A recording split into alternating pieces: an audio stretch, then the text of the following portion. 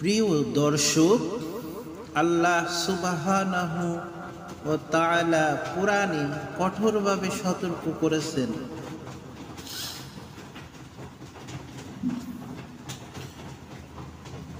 আউযু বিল্লাহি মিনাশ শাইতানির রাজীম। ওয়ালা তাকরাবুস জিনা ইন্নাহু কানা ফাহিশাহ ওয়া সাআ সাবিলা।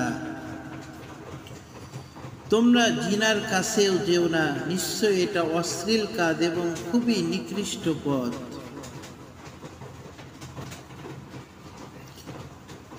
কিন্তু আজ আমরা কত না নির্লজ্জ হয়ে গেছি।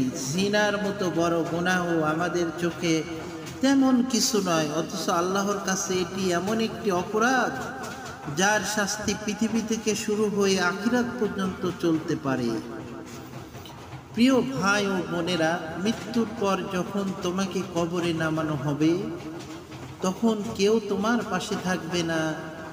শুধু তোমার আমল, যদি তোমার জীবনে গুনাহ বেশি হয়, বিশেষ করে জিনা, সুদ, মিথ্যা, আল্লাহর বিধান অমান্য করা, তাহলে কবরেই হয়ে যাবে জাহান্নামের এক ভয়ঙ্কর গর্ত। হাদিসে এসেছে, কবর চাপ দিয়ে এমন চেপে ধরবে যে হাড় একে অপরের সাথে মিশে যাবে।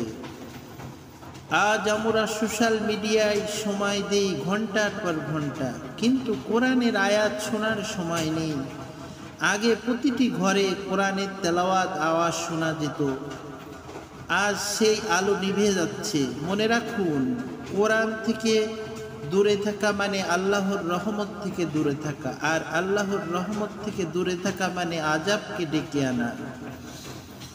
আজ যদি কোরআনকে ফিরিয়ে না আনি, আজ যদি জিনা ও গুনাহ থেকে না ফিরি, তাহলে মৃত্যুর পর সেই প্রথম রাতেই অন্ধকারই শুরু হবে আযাব।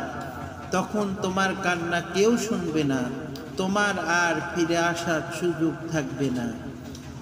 এখনো সময় আছে, কোরআনের দিকে ফিরে আসুন, ঘরে ঘরে কোরআনের আওয়াজ ফিরিয়ে আনুন, আর আল্লাহর গজবের আগে তওবা